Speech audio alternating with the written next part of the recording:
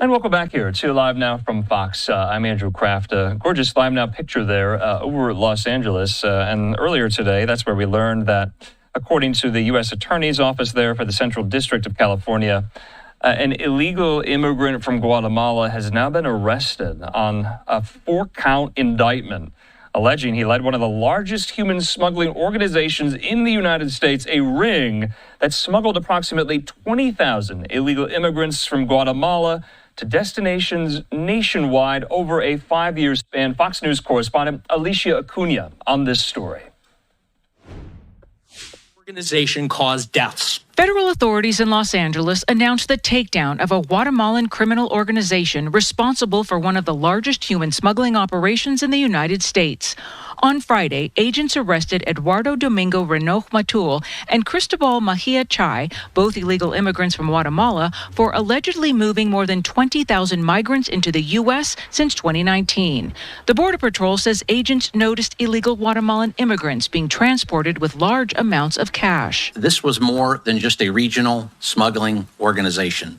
This was a complex, coast-to-coast smuggling organization. Authorities say the group charged migrants up to $18,000 to get from Guatemala to the Arizona border. The smugglers would then hold the migrants in stash houses in Phoenix and Los Angeles before relocating them around the country, often keeping migrants hostage for months in this LA neighborhood if they didn't pay the transport fees. Also charged, Jose Pastor Oxley, who was already behind bars for killing 7 immigrants, including 3 children, in a 2023 car crash in Oklahoma that happened during a transport from New York to Los Angeles. Another suspect, Helmer Obispo-Hernandez, is on the run after authorities say he threatened to kill a federal agent. While search warrants were being executed in Los Angeles on Friday, he telephoned a member of the investigative team and threatened to kill that agent and his family members by cutting off their heads. The 3 suspects in custody are being held without bond and face the death penalty if convicted. In Denver, Alicia Acuna, Fox News. Alicia, thanks so much. In the meantime here, we want to listen to a little bit more of this press conference today with the U.S. Attorney there for the Central District of California announcing these arrests and what went into bringing these people into custody. Let's watch. Good morning. My name is Joe McNally. I'm the acting United States Attorney here in Los Angeles. I'm joined by my partners in federal law enforcement from Homeland Security Investigations and the United States Border Patrol, Deputy Special Agent in Charge Dwayne Engelbrecht, and Greg Bovino, Chief of the El Centro sector of the Border Patrol. I'm here to announce an indictment charging 4 defendants with operating one of the largest human smuggling rings in the nation. The indictment alleges a transnational criminal organization smuggled approximately 20,000 illegal immigrants from Guatemala to the United States via Mexico, and then transported these aliens to cities throughout the United States. The offenses alleged in the indictment show a criminal group that acted with callous disregard for our nation's immigration laws and no regard for the immigrants that they smuggled. They held individuals smuggled hostage for months, threatened them and their family members with violence, and others, including children, were killed in a horrific car crash in Oklahoma in 2023. The indictment charges 4 defendants, all of whom are illegal aliens from Guatemala who committed crimes while living in the United States. Each defendant faces up to life imprisonment and the possibility of the death penalty. Their crimes include conspiring to transport and harbor illegal aliens for private financial gain, which, as I mentioned, at least in one instance, resulted in death. The ringleader, Eduardo Domingo Renoj-Matul, was arrested and arraigned on Friday, along with his right-hand man, Marsha Char. Both defendants have pleaded not guilty, and a trial date is being set. Another defendant, Helmer Obispo-Hernandez, is a fugitive. He's pictured here. In addition to the charges in the indictment, he's also charged in a federal criminal complaint with threatening to kill a federal law enforcement officer. While search warrants were being executed in Los Angeles on Friday, he telephoned a member of the investigative team and threatened to kill that agent and his family members by cutting off their heads. Those actions demonstrate just how violent this organization is. A fourth defendant is in custody in Oklahoma in connection with the fatal car accident in 2023. The transnational criminal organization operated for at least a dozen years and specialized in smuggling illegal immigrants from Guatemala to the United States. The movement of those illegal immigrants within the United States, especially between Phoenix and Los Angeles, and the harboring of those illegal aliens in the United States. According to the indictment, associates of the organization in Guatemala solicited thousands of illegal immigrants to come to the United States. Those associates then accepted payment between $15,000 and $18,000 for each smuggled alien to come to the United States via Mexico. They coordinated the movement from Guatemala to the United States. Mexican smuggling organizations transported the illegal immigrants from Mexico into the United States, initially to Arizona. Once the illegal immigrants were in the United States, they held them at stash houses, where they were later picked up by the organization's lieutenants. The illegal immigrants then, for an additional fee, were transported and moved to various stash houses throughout the United States, including Los Angeles. Those who did not pay their fees were held hostage, including at a stash house here in the Westlake district of Los Angeles. This organization caused deaths. In November 2023, while transporting illegal immigrants, defendant Jose Paxtor Ola caused a car accident in Elk City, Oklahoma, where he was transporting people illegally. That car accident resulted in 7 deaths. 3 of those individuals are minors, including a 4-year-old child. The actions of this human smuggling organization demonstrates a complete disregard for the nation's immigration laws. As the Attorney General has said, we are doubling down on our efforts to enforce long-standing criminal immigration laws. The failure to enforce those laws fuels these criminal organizations. I thank Homeland Security Investigations, the United States Border Patrol, the Inglewood Police Department for their diligent efforts investigating this dangerous and violent criminal organization. I also thank our prosecutors, Sean Nelson and Elia Herrera, for their work ensuring that these charges were brought and this organization dismantled. The human smuggling case that I've spoken about was part of a week-long series of events focused on revitalizing existing immigration enforcement activities, which include cases in which illegal immigrants were victimized, other cases where people here illegally exploited the nation's immigration laws, and dozens of criminal complaints this week were filed against illegal aliens with criminal records who had been removed from the United States after felony convictions and then returned. These included individuals convicted of violent crimes like manslaughter, assaults on police officers, and drug trafficking. This area of criminal activity is a priority, a top priority for the Department of Justice, and our efforts to target individuals participating in criminal activity here will continue. I'll now turn it over to the Deputy Special Agent Charged from Homeland Security.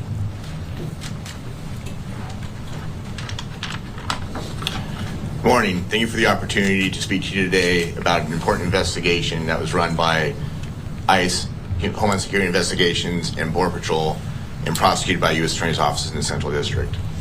This investigation targeted a prolific human smuggling organization that was responsible for moving roughly 20,000 immigrants into the United States. As mentioned previously, this investigation also resulted in the death of 7 migrants as they were transporting east into the interior United States, including a 4-year-old child. The organization would typically bring in their clients into the Los Angeles and Phoenix area and transport their money into bank accounts, laundering those funds and depositing those into Los Angeles-based financial institutions for banks in the region. Human smuggling is a grave and dangerous endeavor that people who are mostly desperate and looking for a better life engage in, not realizing the possible dangers and the end results, which sometimes involve trafficking, exploitation, coercion, and long-enduring trials and tribulations to get to their end destination. The illegal activity not only endangers their lives of those being smuggled, but also the national security and public safety. We work with our partners, U.S. Border Patrol, state and locals, and the U.S. Attorney's Office to ensure that people who bring these endangered individuals into the United States who are just looking for a better life to justice, especially in instances where, as in this, life has been lost. It's important for us to get a message out to the public to ensure that information is being provided to ICE, Homeland Security Investigations, to Border Patrol, and our partners so that we can combat these crimes as they're happening. We ask for the public's assistance in calling us at 1-866-347-2423 with any information that you may have regarding smuggling organizations and human trafficking organizations that are exploiting the vulnerable in this society. Thank you. Can you spell the name of Yes, last name is Angebranddt.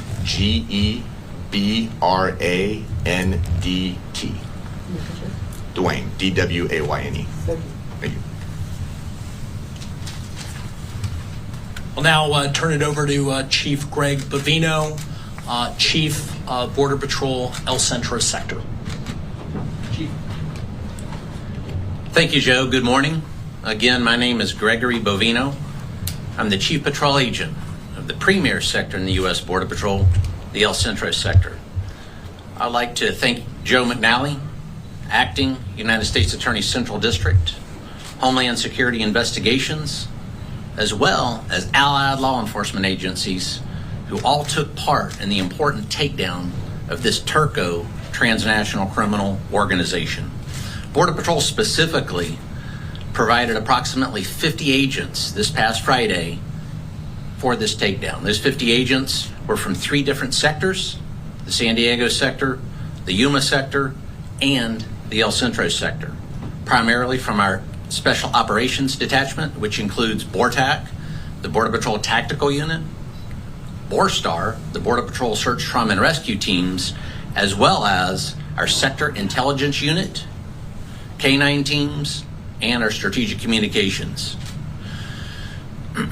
This Turco organization, as you've already heard, is a very dangerous, very prolific organization.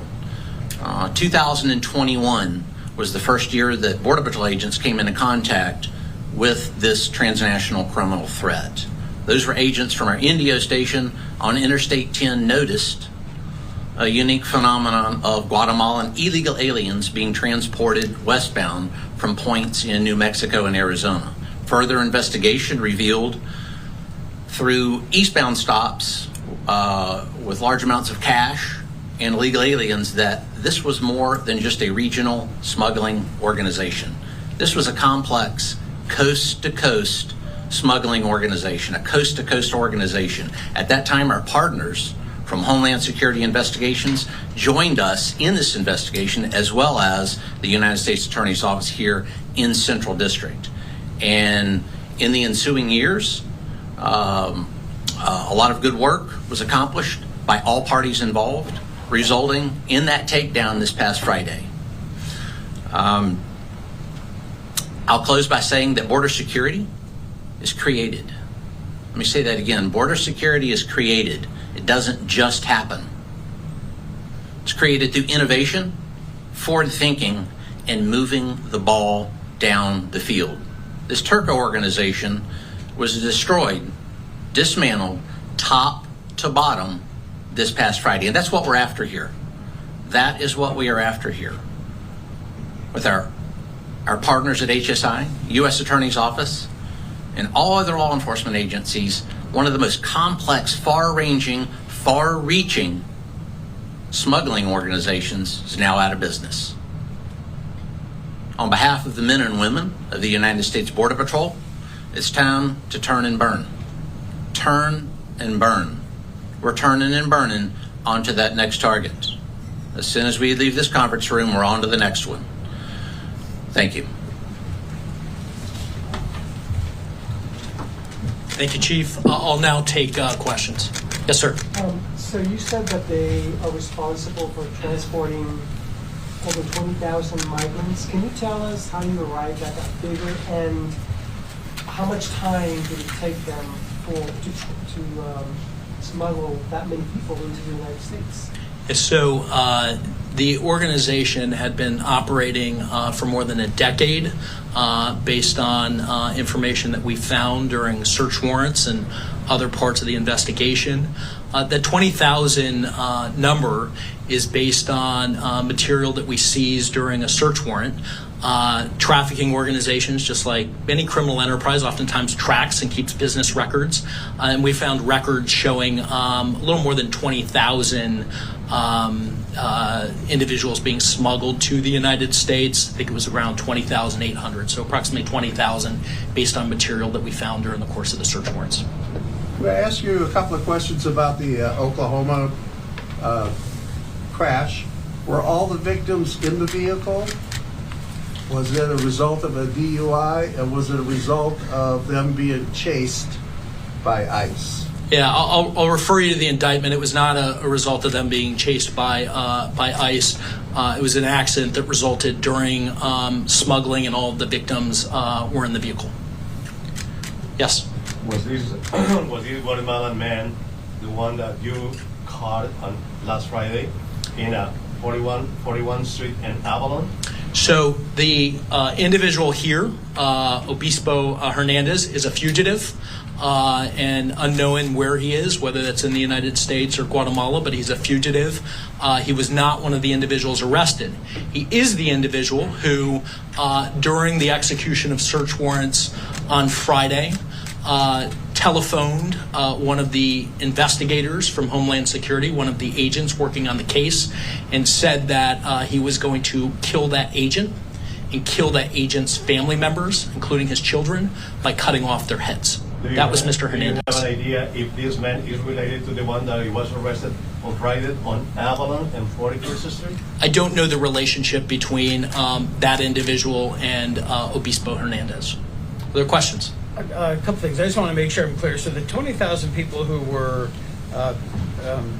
smuggled in and essentially victims of this group into the U.S., over what time frame was that again? I want to make sure I'm clear. I think it's roughly a decade period.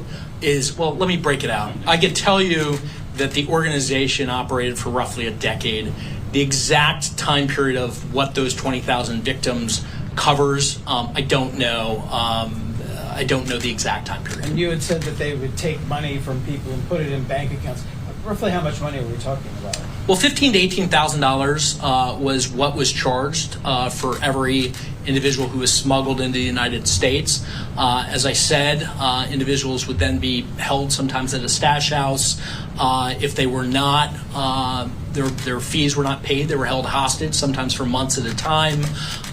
There was violence threatened against family members, often down in Guatemala. They would tell the individual at the stash house that, we're going to harm your family in Guatemala if you don't pay.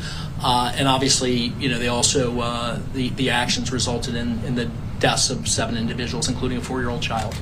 Yeah. Question, of the 20,000 individuals, approximately what percentage were women? I don't have that information. We can find that for you. And was this a cartel related? I mean, I'm assuming it was, but I want to put it out there. I mean, the cartels are known for being extremely violent like this.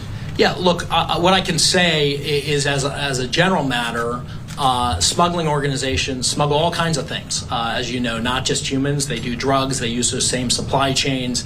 And in order to exist in Mexico and in Guatemala, you have to have very significant criminal partnerships and ties to cartels in order to be able to operate as a general matter. Yes? Can you speak on what makes these defendants eligible for the death penalty and what your thoughts on that is?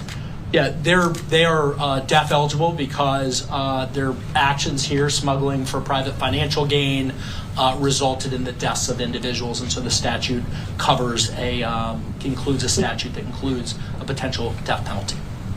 Sir, when you're talking about cartels, are you talking about the Sinaloa cartel or cartel Jalisco Nueva Generación? I'm talking as a general matter that human smuggling organizations only thrive when they form partnerships and work with cartels. But for that, they're not going to be able to operate and engage in the type and scope of criminal conduct that you've seen in the indictment. One more question?